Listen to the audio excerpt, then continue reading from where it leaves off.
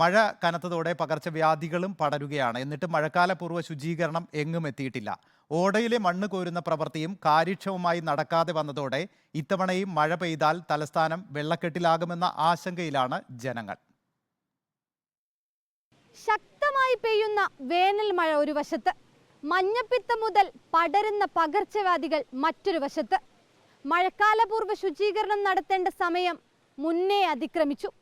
പക്ഷേ കാലവർഷം അടുത്തിട്ടും മഴക്കാലപൂർവ്വ ശുചീകരണം ഇതുവരെയും എങ്ങും എത്തിയിട്ടില്ല.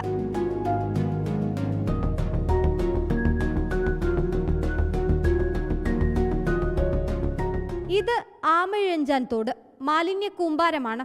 നിർത്താതെ 1 മണിക്കൂർ മഴ പെയ്താൽ ഈ കാണുന്ന പ്രദേശമാകെ വെള്ളക്കെട്ടിലാകും. ഒപ്പം ഈ മാലിന്യം കൂടി കലരുന്നതോടെ അസുഖവും കൂടും.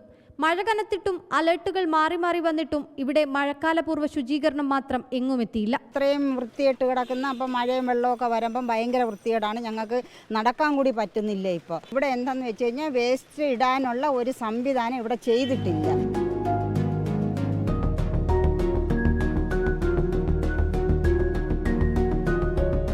നിർത്താതെ ഒരു അരമണിക്കൂർ മഴ പെയ്താൽ ഞാനീ നിൽക്കുന്ന തമ്പാനൂരിലെ റോഡിന്റെ അവസ്ഥ ഇങ്ങനെയാകും.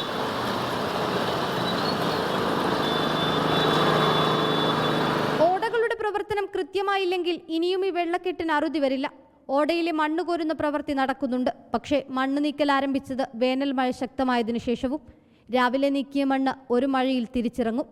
ഏപ്രിലിൽ ആരംഭിക്കേണ്ട മഴക്കാലപൂർവ്വ ശുചീകരണ പ്രവർത്തനങ്ങളാണ് 1 മാസം വൈകി തുടങ്ങിയത്.